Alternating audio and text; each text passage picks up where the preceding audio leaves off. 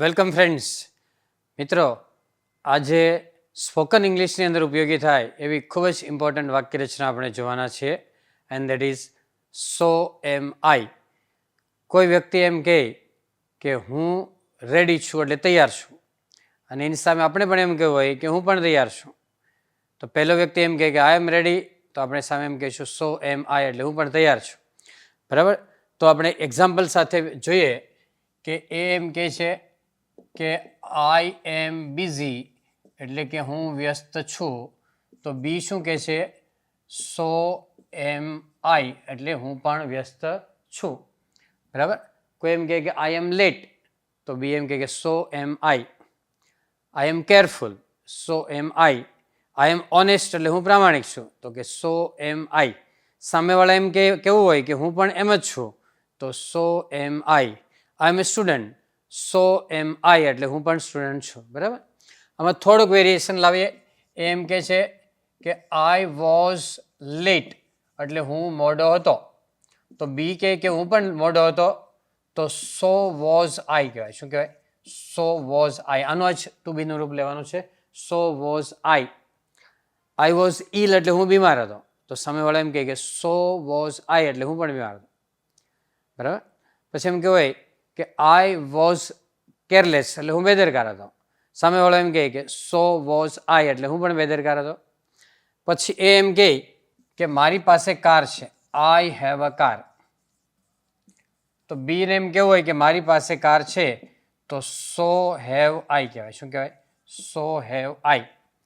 કોઈ એમ કહે કે આઈ હેવ એન આઈફોન, તો બી એમ કહે છે સો હેવ આઈ એટલે મારી પાસે પણ છે. કોઈ એમ કહે કે આઈ હેવ અ લેપટોપ, સામેવાળા એમ કહે કે સો હેવ આઈ એટલે મારી પાસે પણ છે. તો જે રૂપો છે ટુ બીના રૂપો અને ટુ હેવના રૂપોમાં એનું જ લેવાનું છે.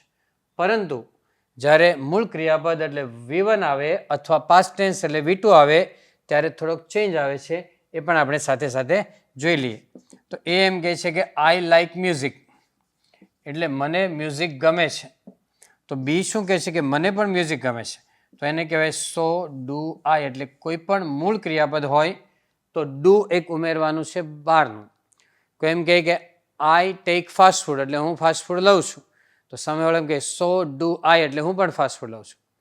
કોઈ એમ કહે છે કે આઈ ગેટ અપ અર્લી એટલે હું વહેલા ઉઠું છું, તો સામેવાળો એમ કહે સો ડુ આઈ એટલે હું પણ વહેલા ઉઠું છું. કોઈ એમ કહે છે કે આઈ લાઈક ઇંગ્લિશ મૂવીઝ, મને ઇંગ્લિશ મૂવીઝ ગમે છે, તો સામેવાળો એમ કહે કે સો ડુ આઈ એટલે મને પણ ઇંગ્લિશ મૂવી ગમે છે. તો V1 એટલે મૂળ ક્રિયાપદ હોય તો ડુ લેવાનું છે. Similarly we have I took T એટલે મેં ચા લીધી. બરાબર? પાસ્ટ ટેન્સ હોય તો ડીડ લેવાનું છે. બી એમ કહે છે કે સો ડીડ આઈ. શું કહે છે? સો ડીડ આઈ એટલે મેં પણ ચા લીધી. કોઈ એમ કહે છે કે આઈ વેન્ટ બાય બસ એટલે હું બસ દ્વારા ગયો હતો, તો સામેવાળો એમ કહે છે કે સો ડીડ આઈ એટલે હું પણ બસ દ્વારા ગયો હતો. કોઈ એમ કહે છે કે આઈ રીચડ લેટ એટલે હું મોડો પહોંચ્યો હતો, તો સામેવાળો એમ કહે છે કે સો ડીડ આઈ એટલે હું પણ લેટ પહોંચ્યો હતો. કોઈ એમ કહે છે કે આઈ ટુક ડિનર એટલે મેં ડિનર લીધું હતું, તો સામેવાળો એમ કહે સો did I.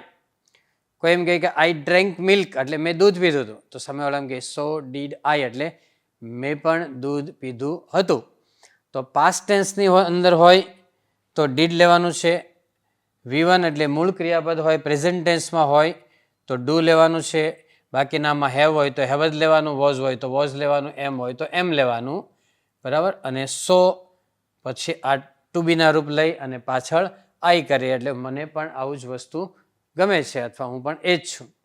Okay friends, so that's all. Happy learning, happy sharing. Thank you very much.